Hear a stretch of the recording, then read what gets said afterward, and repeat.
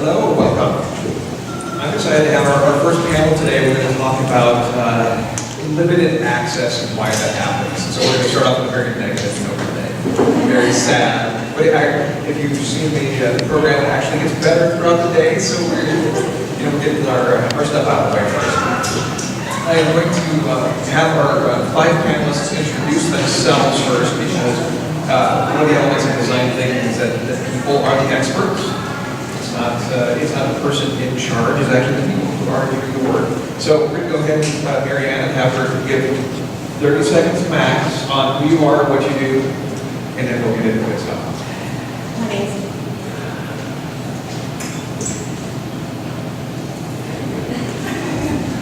My name is Eusebio. I work at the Nebraska Office on Aging. What we try and do through our agency is provide services to seniors who are and their families or caregivers or loved ones, so they can stay independent in their own homes for as long as possible.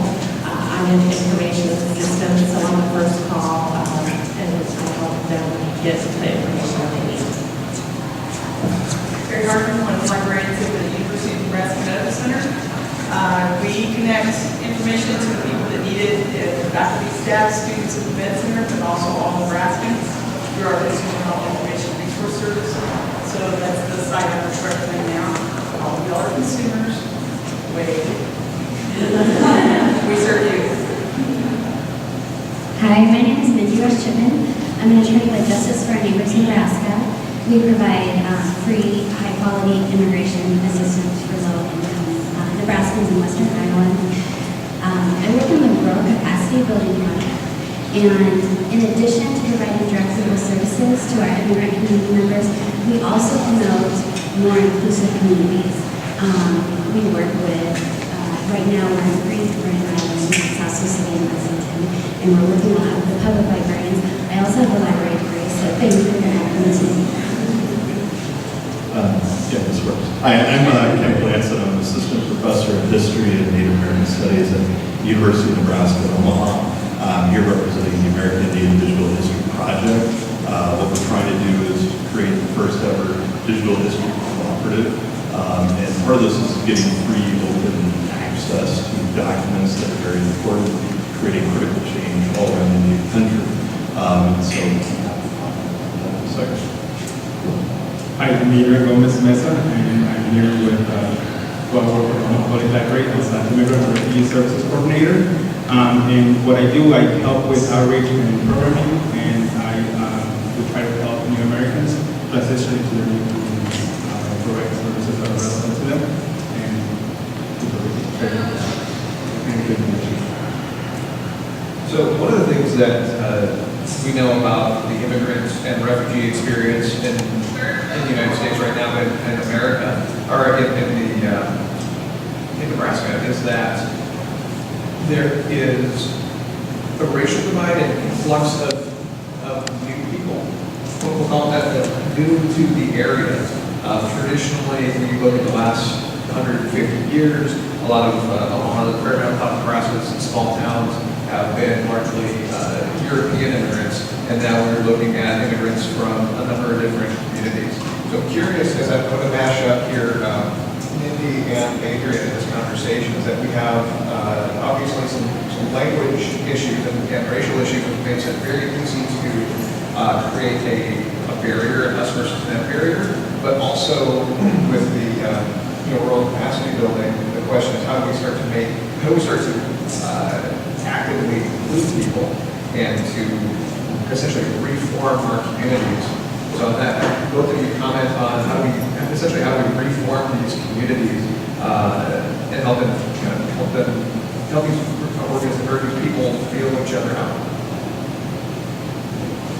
Well, I do go into our communities and I do a lot of presentations on just basic immigration 101, like describing to immigrant community groups and also non-immigrant community groups just how complex the immigration system is, how oftentimes there are no options for some of our clients, and just kind of describe the complexities. A couple weeks ago, I was in a small community presenting to community college student service staff, and one of the audience members asked me, we were talking about how DACA for Adoption for Childhood Arrival young people can now obtain a Nebraska driver's license. We're the last state in the nation to be able to do so. It was a huge accomplishment. But this student service professional asked, well, how am I supposed to know if somebody's legal or not by looking at their driver's license now? And so I said, well, one, no human is illegal, right? No human is illegal. So describing somebody as an illegal alien or an illegal immigrant is not culturally appropriate, it's not welcoming, it's not inclusive. And in fact, it's not very accurately, but if somebody doesn't have immigration status and they're in the United States without current status or without permission, it's not a crime. And so when I do presentations, I say the number one thing that you can take away from this presentation is just doing that terminology switch. And when you're looking at the Nebraska driver's license, really all that tells us that that person is authorized to drive a vehicle. And that's all that matters, you know. And so when we have our clients and our patrons coming, you know, it does not matter what their immigration status is. And if we change our terminology when we're talking to our friends, our community members, our patrons, our clients, and not referring to a human as illegal, then I think that's a huge step and it's much more welcoming. Okay. I'm an immigrant myself, and as my parents, many other immigrants and refugees have settled in Omaha. And it has been for various reasons. One reason could be for no cost of living or employment. And language is a barrier for in one of the many barriers that these communities face when they arrive to communities. And with the library, we try to help those communities thrive. Last week, KTV ran a story about the Gates Community Center and the services they offer for refugees. And what I found fascinating is that in the story they did, they mentioned that 114 different languages are spoken in Omaha public schools, which is fascinating. That tells you, that paints a big picture of the community that we're serving here in Omaha. And also, it is our community and how diverse our community is. With the library, we offer services to new Americans, and we build relationships with organizations who work with immigrants and refugees. With the Refugee Empowerment Center and Lutheran Family Services, we go to, as part of their cultural orientations, to introduce new Americans to the library, because as we know, American libraries are very different from libraries from around the world, and we tell them what kind of services we have that they can utilize to help them through the transition. And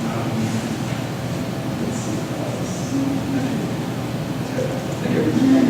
I think if we pull the lens back a little bit further, Kent probably knows that for the last 180 years, everyone who entered the state of Nebraska is immigrant. Kent's work with the American Indian Digital History Project at UNO, will probably highlight some of that. So I'm interested if you'll tell us a little bit about the project and the upcoming launch.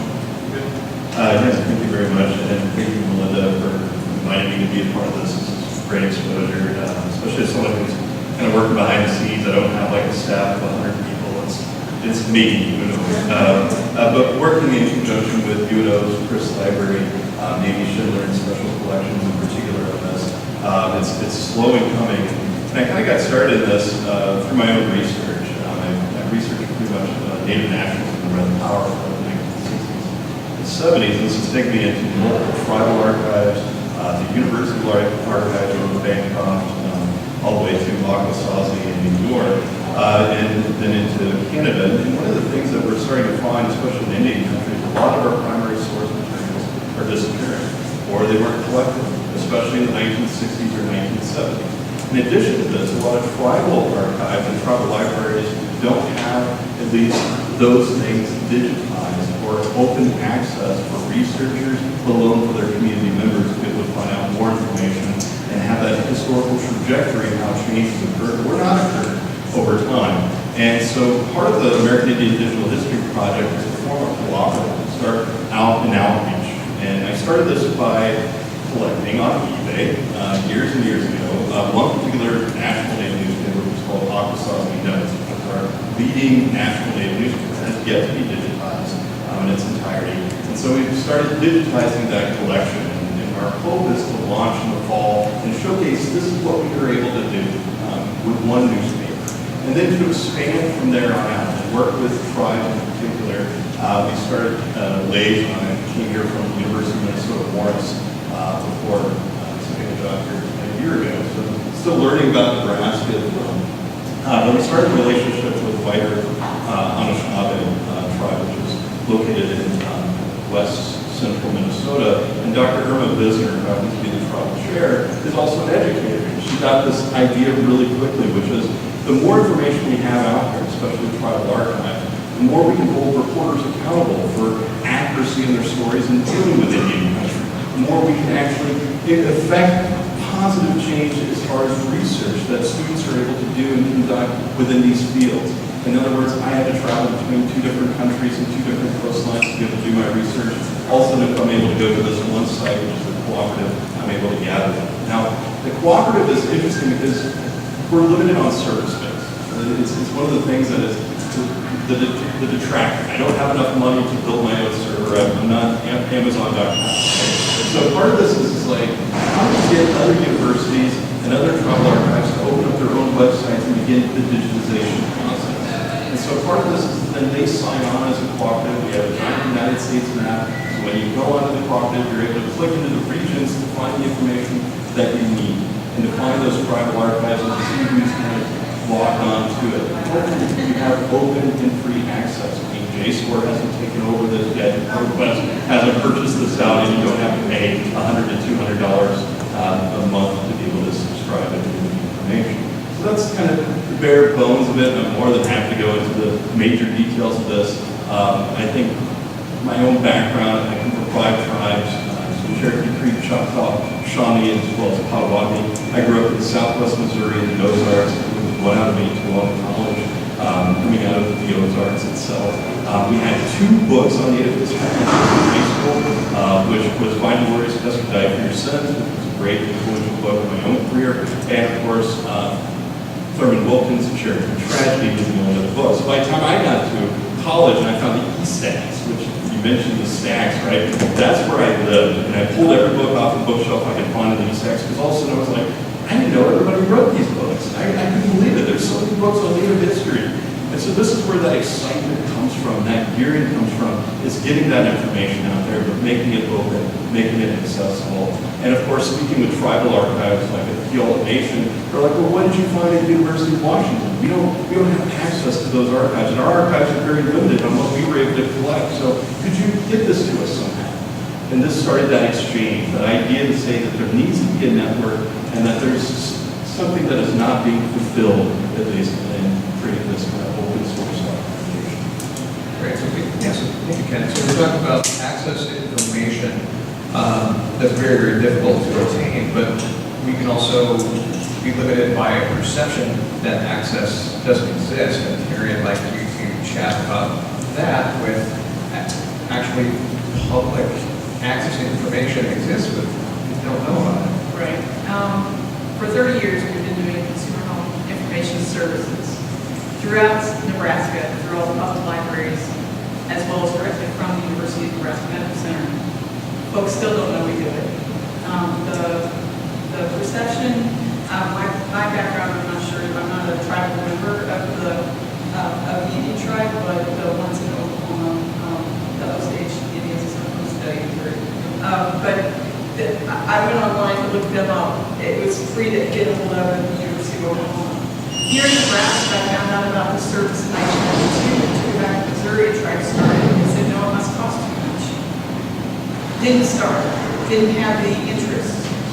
We'll look up diagnosis for folks. If you have a diagnosis, we'll look it up. They called one time and said, my husband has a cough. Well, I'm a medical librarian. I don't diagnose. And this is my limitation, but once you get a diagnosis, I'll tell you, yeah. Well, how do I get to the doctor? That I can help you with. There is an organization that helps men get to doctors, encourages them to go. And I sent her that information. It really hurts us to know, and I'm pretty sure anybody here is an information delivery specialist, to find out, oh, I wish I'd known about that when I needed it. getting this word out further. Folks, we show up at exhibit halls, house fairs. Some of them we don't go back to as much. The one we've been using a lot is the fall women's health fair that Robert puts on here in the Omaha area. We'll talk to 500 people. I'm talking to however many people are in this room right now. I figure if we get one request after 500 people have heard about us, that's a success. Folks get real polite. They say, oh, we don't want to bother you. You all hear that probably in your jobs. It's like, well, we don't want to bother you. Well, no, actually, I went to school for this. I do stuff you wouldn't want to do on a bed. You do stuff I wouldn't do on a bed. Together we make great beds. So it's like, come on, let's get together. But the perception that everything is free and online has never been. I think at one point it was just free. And then when the electricity came in, the digitalization came in, and they said, oh, it's free and online. Hospitals are closing libraries because they assume that the information is free and online to their health professionals. I say call lawyers now, because that's a really bad move. We're finding organizations that close their libraries saying, oh, our executives and all the people making the plans, board members, can get a hold of it. Right now, my focus on getting access to information are all of us that have to make health decisions on our own or for our family. We serve 1.5 million people in Nebraska. They don't all call on Tuesday. But we would really like to have them call a couple more times. There are really good sites online. My colleagues here from the National Network of Libraries of Medicine. Excellent sources online that you get to on your own. But we've got a $60 million library that we pull stuff off the virtual shelf and mail it to you for free. And that's the part we don't get. It's like, why aren't we being flooded with the questions? So earlier today, I spoke with a friend here who's an architect, and he was talking about we were talking about libraries as that mass public space where we can go and we can have conversations. And then, but really the way that we interact right now is that we go up to strangers and ask questions. We kind of take it back. We're much more willing to listen to a Phil or an Oz on our television screens. I did write to Oprah. I didn't call them doctors, please know that. I did write to visit people and say, by the way, could you get this word out? Whatever. I'm not necessarily the spokesperson for this. If I remind you of your library in second grade, that's not a good memory. I have electrical labor. That applies. No problem. But it's the access. You just call us. We mail it to you. There's no digital in your face. There's no.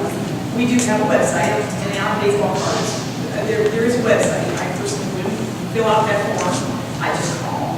In 2006, when I was diagnosed with cancer, I had to sit on my hands and not look up my own stuff because I was too close to it. I had no training on evaluating how this information would apply to me. So I sat on my hands and I put in my request and I said, "Used to be an Army librarian. I know that they work to save spit glands from radiation. So give me an article." So I gave it to my oncologist. And they said, "Here you go. So we'll give articles for free to consumers after we interview you, find out what level you are. We don't tell you you've got 30 days left. We also, if you have a question about your baby, we don't tell the baby's going to do it 12. We just take it at that moment." They gave me the article, took it to my oncologist. He said, "Well, yeah, we did do that to keep your body protected from the radiation, but that's where your cancer is." So instead of me working in 6 weeks, did I do the wrong choice? I had that conversation. He had no idea that was in my head. He didn't even know I knew about that stuff. But we had that conversation at that moment, took it off the table, said, "Yes, I'm on the right track." I generally say, because of Cheers, I'm still vertical and paying taxes. It helped me cope with my things. If I saw somebody else do that, that's the reason I'm still kicking. So, and I know everybody in this room has that thing and I passionate about their job.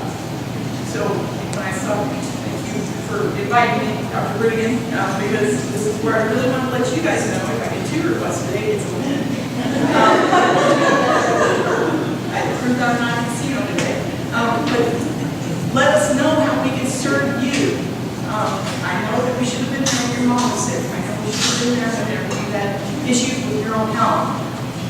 We're there for you now, you've heard about it. And they're public state resources, so they are And it's not, accessible to everyone. yeah, it's not on a cost center line, so nobody's gonna cut that part. We made sure there's no lines to cut, and I'm with a whole bunch of people, this is their mission. 30 years ago, they started this. There weren't computers in your house at that point. Maybe not today. Now everybody maybe has something on their phone or whatever, and I am learning how to US.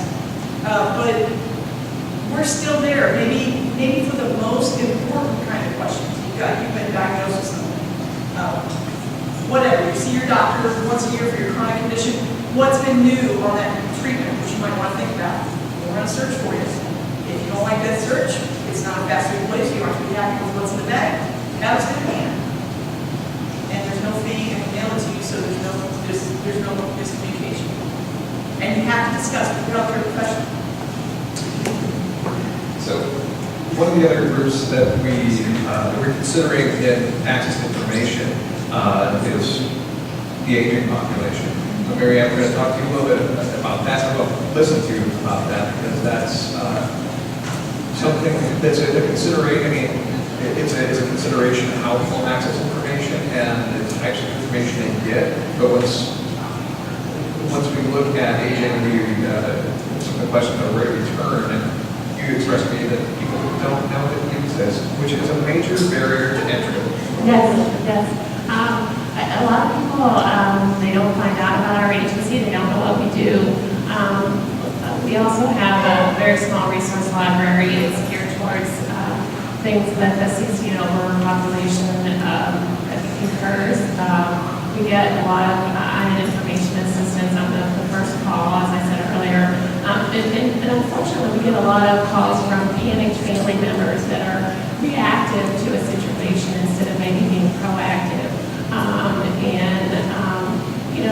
The information is there, we direct them, we calm them down. There's also a lot of misconceptions about information.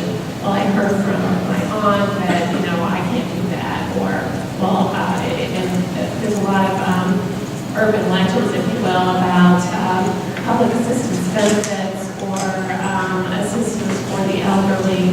And so we're there to kind of, you don't know everything, but we have a resource library, we have a resource book, and we try and give them the information or the phone numbers of a real life person to call so that they can ask their questions and then get that information. Yes, the Department of Health and Human Services can help you. You can apply for that benefit, or this is who you need to call, or we can take a referral for services and get a care manager to maybe help them through their situation, or we can offer some assistance to them.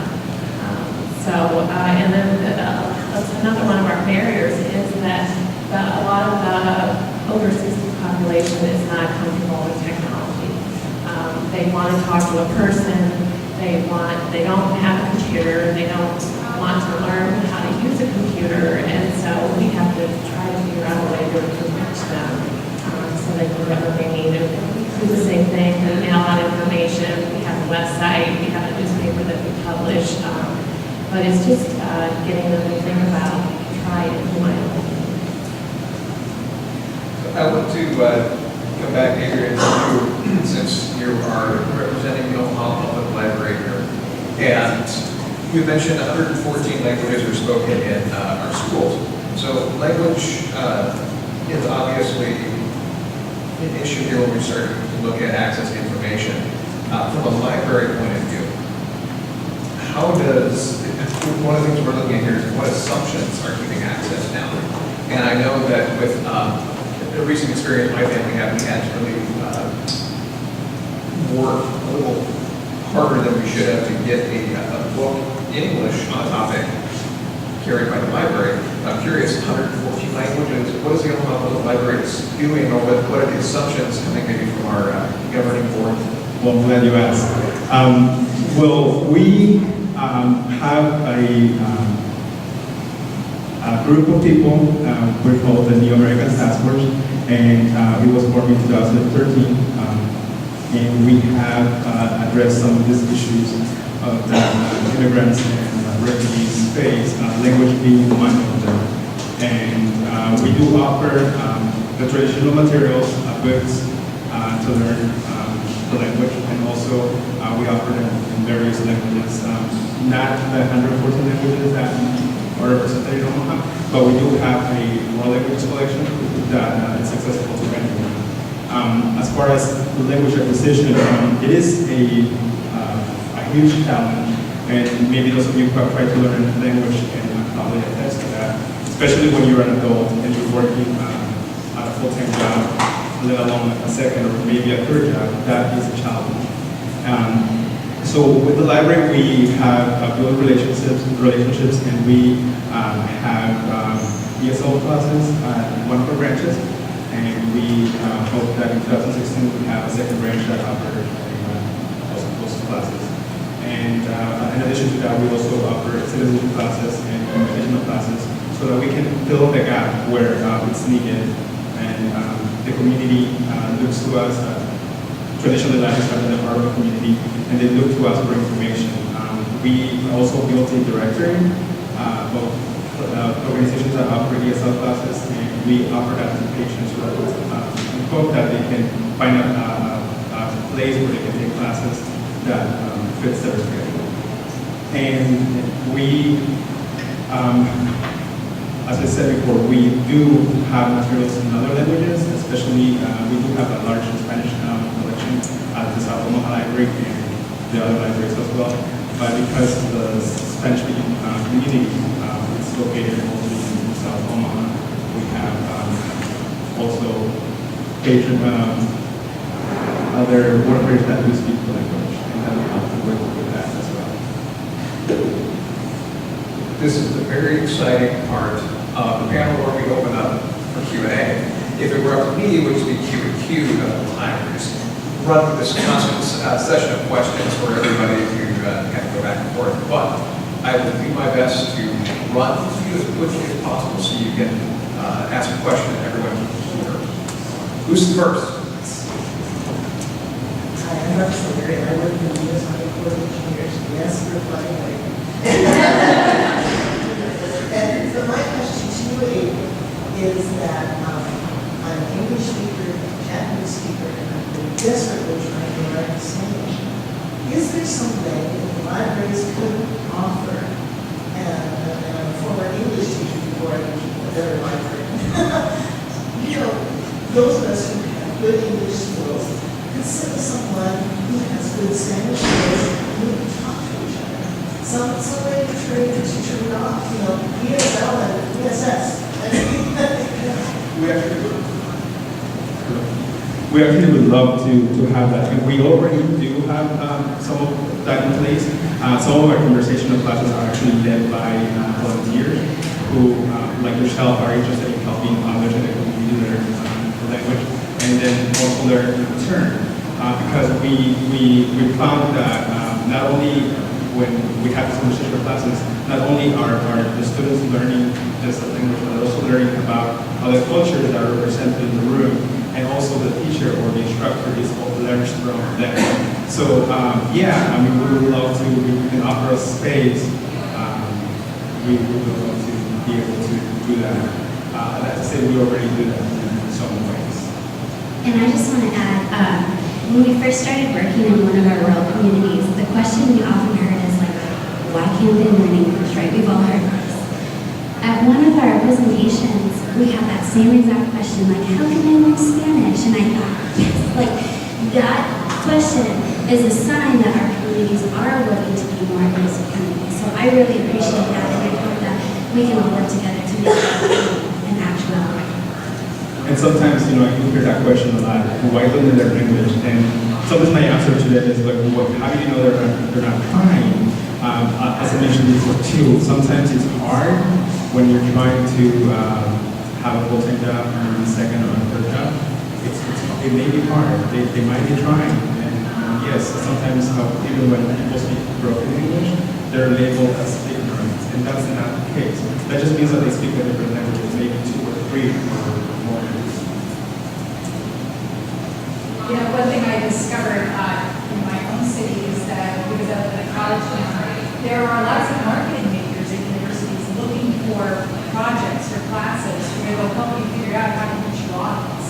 So one thing I would recommend to you all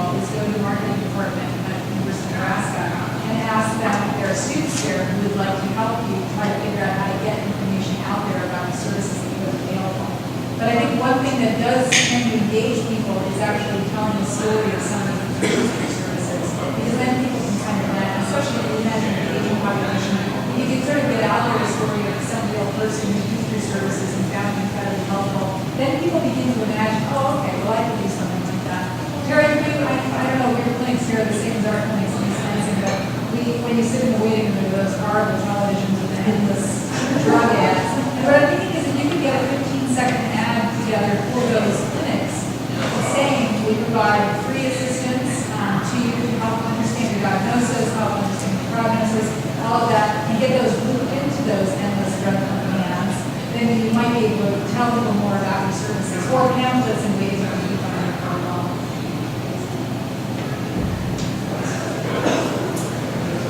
This question is sorry, but we were having information and access. No one, mass public, have no idea that it's unintentional. That, so I understand that frustration that there's so many good resources and the needs and the issues are matching those resources. We have we've had a board member that has promised to do 100 languages translated for our lives of we print English and Spanish manual books, but it's just such a big cost for 100,000, a certain language. Does the public library have digital format? We can do everything in digital format very easily. So could we online? I know there's an access issue to the technology in itself, but have you looked at that for people that can't print or budgets that are small? Right, and we do. That would just be a question for not myself, but we do offer digital services, and we would love to be able to share that with our patrons.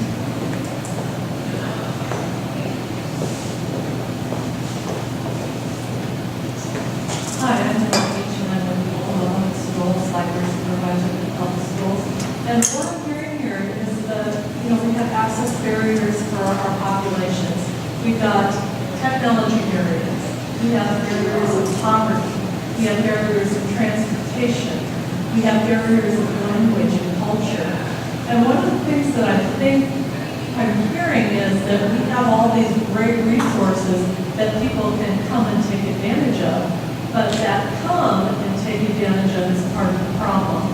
If they're not in our door, if they're not on our website, they're not taking advantage of this information. So I guess my challenge and my question is, how are we taking that information to our patrons? How are we getting in their space? And how are we getting in their lives so that they realize what we have? And I think there's some real opportunity for the public schools, public libraries, and these other groups to come together and make that happen.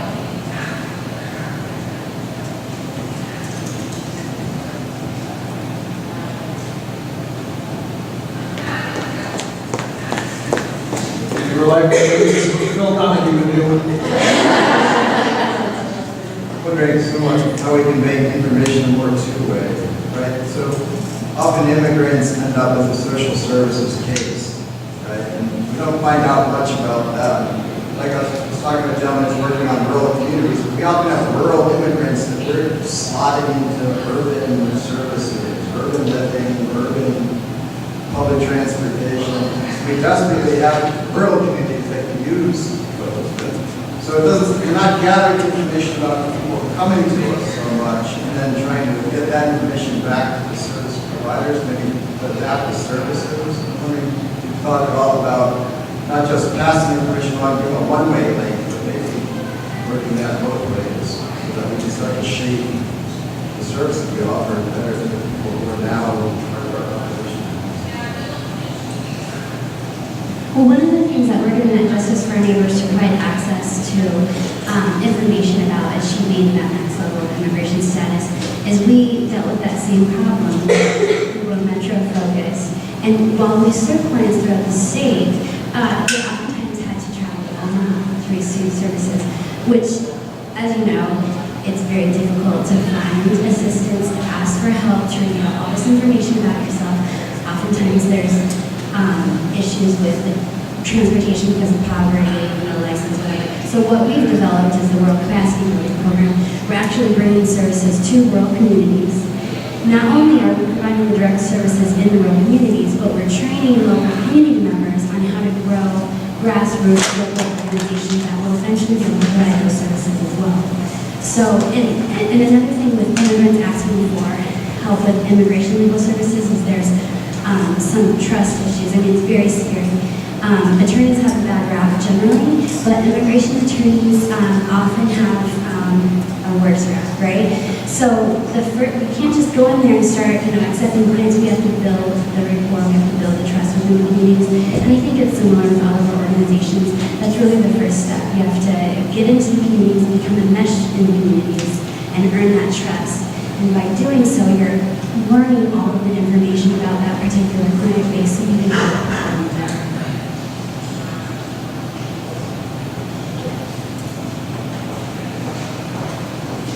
I love this. You don't look at me like I have a question. I look at you. Just a question. Historically, you've seen with the Native American populations, the destruction of primary sources and just the treatment of Native American populations has led to a cultural oppression. I guess my question refers to, have you, with this access or this, digitizing of primary sources, as much information as you can get from them, have you seen any reversal? Have you seen access to this new information help with that cultural oppression we've seen with the Native American populations?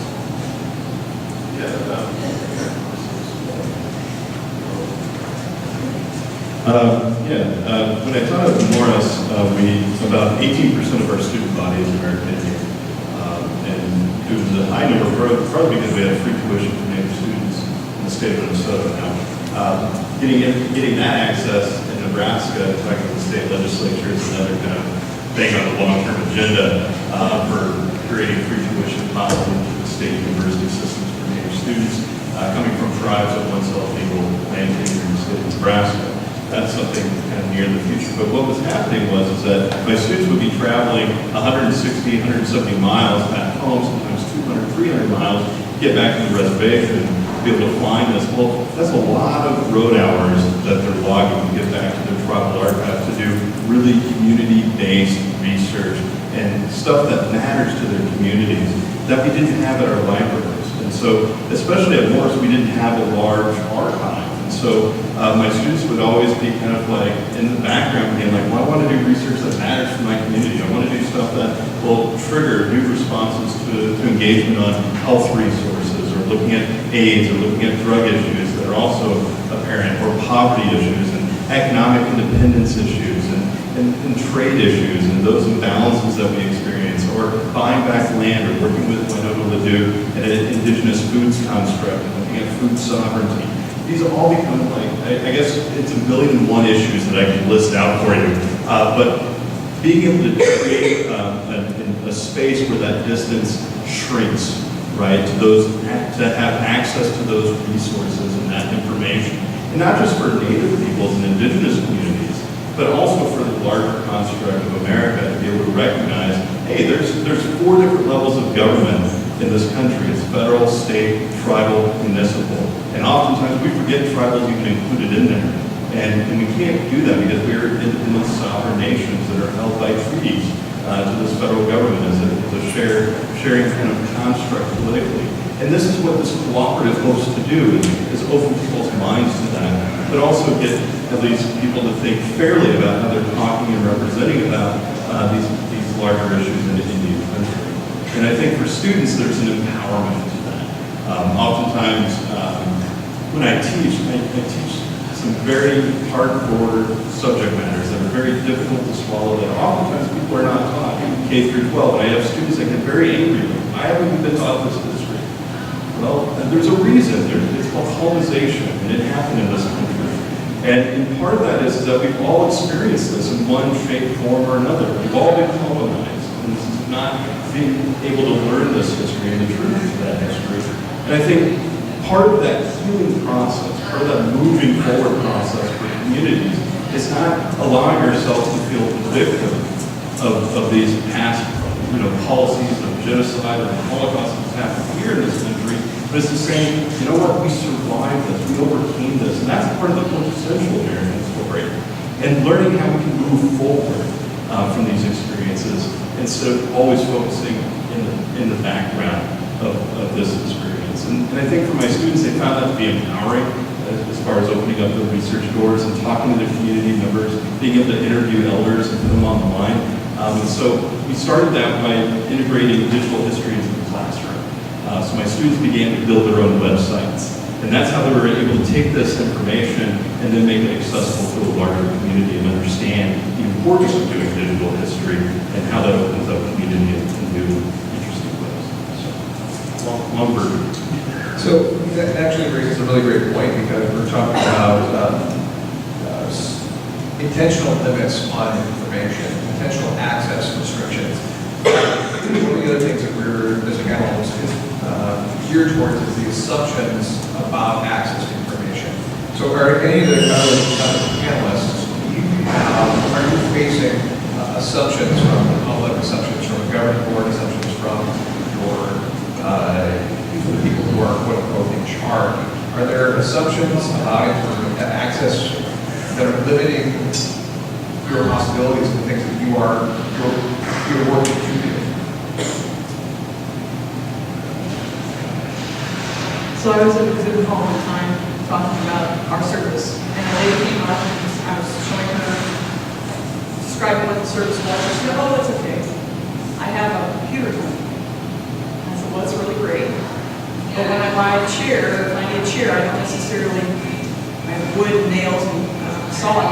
I don't build my own. I go out and find the experts that did it."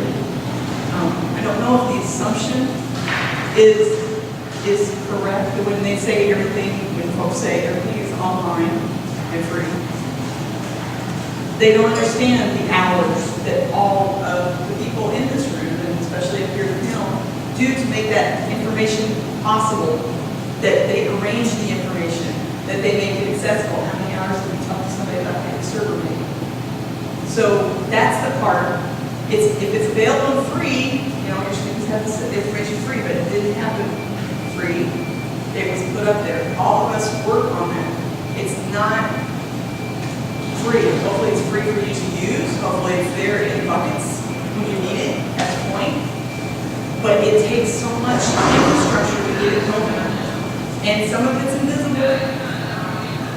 We were talking about how the REA brought the electricity out across the United States, where we'd all be milking cows with lanterns right now. If we could do something like that to do the infrastructure to make this all truly the assumption to be correct, that all of it's online and free, that would be great, but it's going to take some money.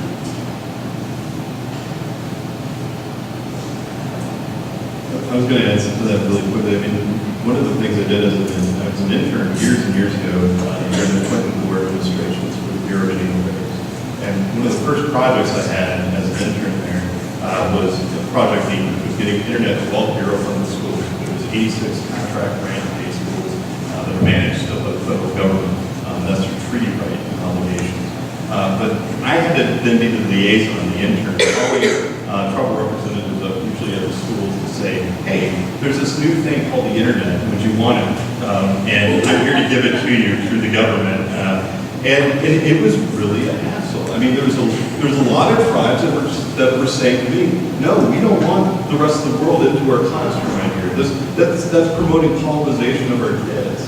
And I would have to sit there and be like, "Oh gosh, okay." And I had to debate tribal leaders on the phone, and I'd say, "Well, one of the things in Indian countries, we didn't make one arrowhead one way, we didn't make one pot one way, we didn't weave one rug one way. We were always about innovation. We were always about taking tools and indigenizing those tools so that we can help our people." And this is one of the ways that we can help our people, because it has to do with language retention, it has to do with cultural preservation, it has to do with pride, it has to do with basically bringing the community back up. And we can use it as a tool, but we have to indigenize it first. And usually I would find a way that somehow the community would be like, "Okay, that sounds good. Let's bring that on." And we were able to kind of create access that way, but it starts slowly, a very slow process. And it takes a lot of hours, a lot of phone calls, and we don't have an army at our disposal. I mean, you think, oh, you're at a university, you got thousands of students at your disposal to be able to do this. No, they run the other way. It's corralling people as well. It's getting your communities involved. And at the same point in time, when they get involved, it spins off in whole new directions. And I think universities used to be a place where when society had a problem, they operated like institutes, right? Society has a problem, we take it to the university, and we mull it over. We have experts that have spent years and years thinking about these things. We've got students working on collaborative projects, trying to create answers to our problems as a society. And largely, universities have become very individual endeavors. And I think now we're starting to see a change of that too, and a reshaping of how these spaces work, whether it be libraries, whether it be universities, and encouraging our communities to create the answers that we need.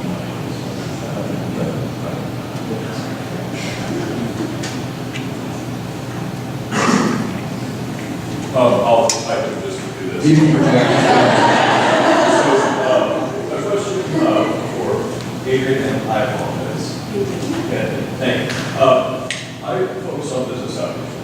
And building work that I do has taken, again, that there's a human infrastructure of being present and building trust and being awkward and making mistakes.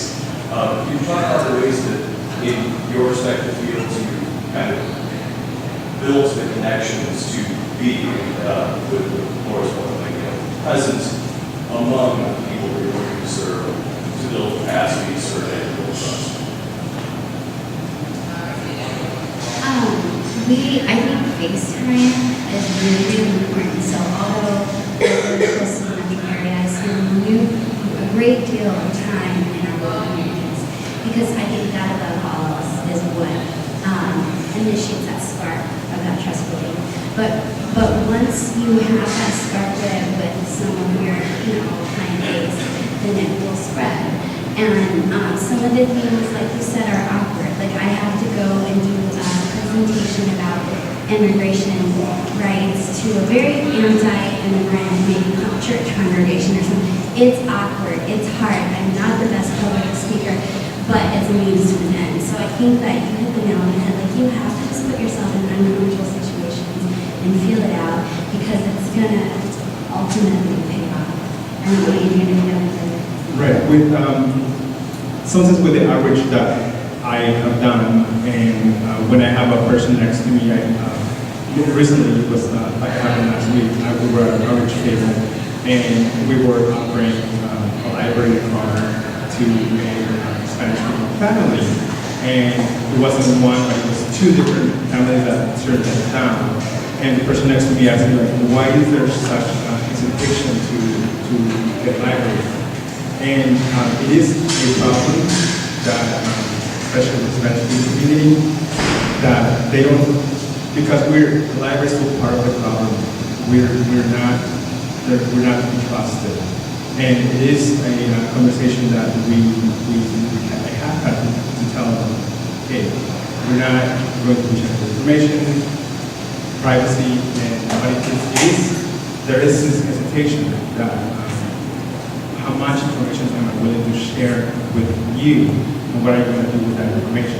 So that's what we have to turn the table around and tell them, well, this is what we do, this is what we're going to do with the information, this is why we need the information, and that's the time to do that with us.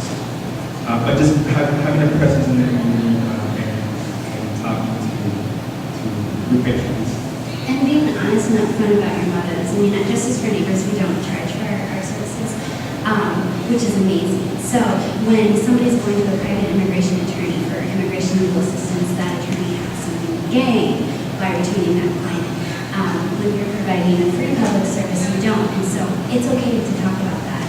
I said, I'm not going to tell you to apply for a benefit that is detrimental or making more harmful for you because I get nothing out of that. So even though sometimes, we don't like to talk about how we're free served, it does help build that trust because you just put all your motives out on the table, like, I really want to help you.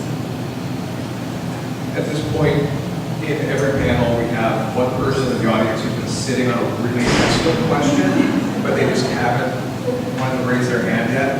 Who is that person?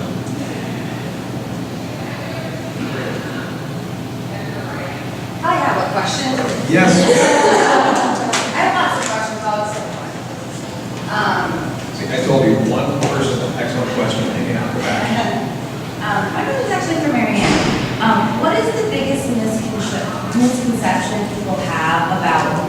aging populations either need or want? Nobody wants to admit that they're aging. I mean, I've gone to health fairs and info tables, and they see the title, Eastern Nebraska Office on Aging, and literally they're like, oh, no. Not me.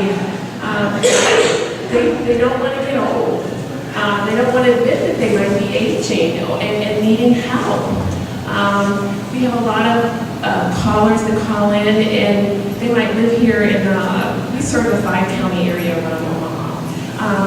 And they don't, they might need a ride to the doctor, and they might have a son or daughter or a family member in town. Oh, I don't want to bother them.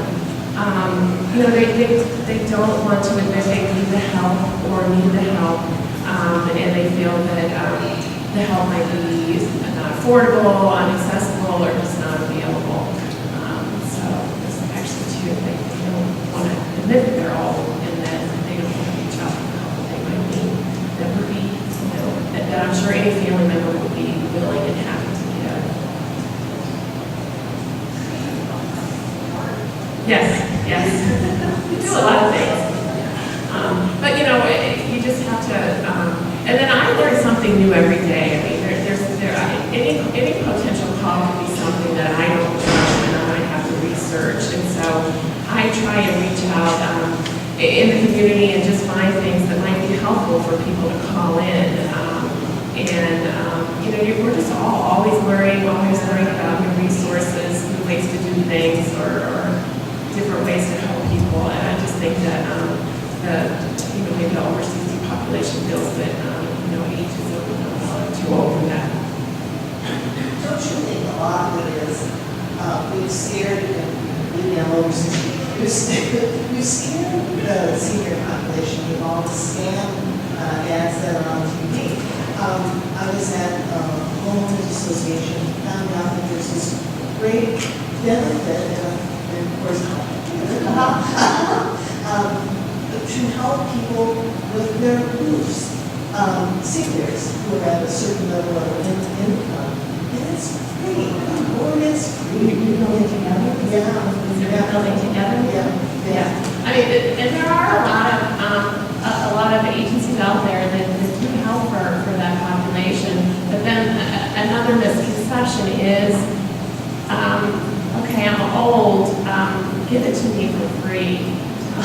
And there really is no money tree out there that we can all pick from. And then unfortunately we do get a lot of calls from people who don't want to help their family member or want to get paid to do it, or are thinking that the government should pay for them because they're old. And that just doesn't happen. The funding for everything is getting smaller and smaller. So there is one money tree out there.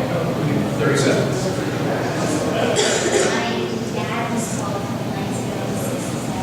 They're really good at the internet, but they got hit with this incredible virus. My husband was able to kind of help them. So do you have services?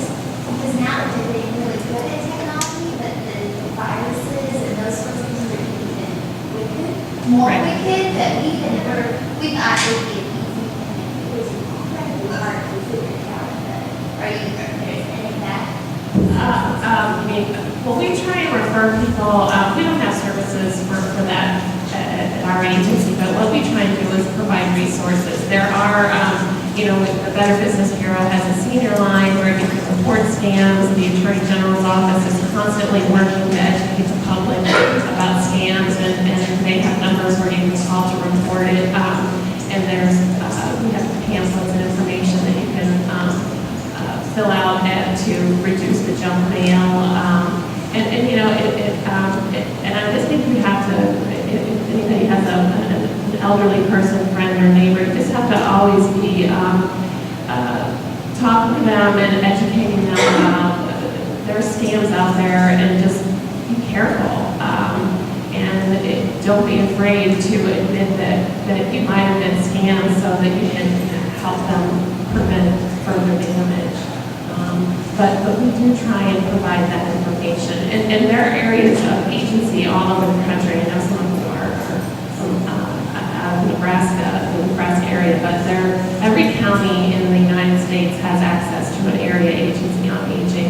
And the services differ depending on the area and the need, but they're out there just like us here to provide service to family members of the elderly so they can stay independent in their own homes as long as possible, because that saves money. So I think one of the things we've probably heard over and over again is just past. So thank you to Mary Ann, Teri, Mindy, and Adrian for offering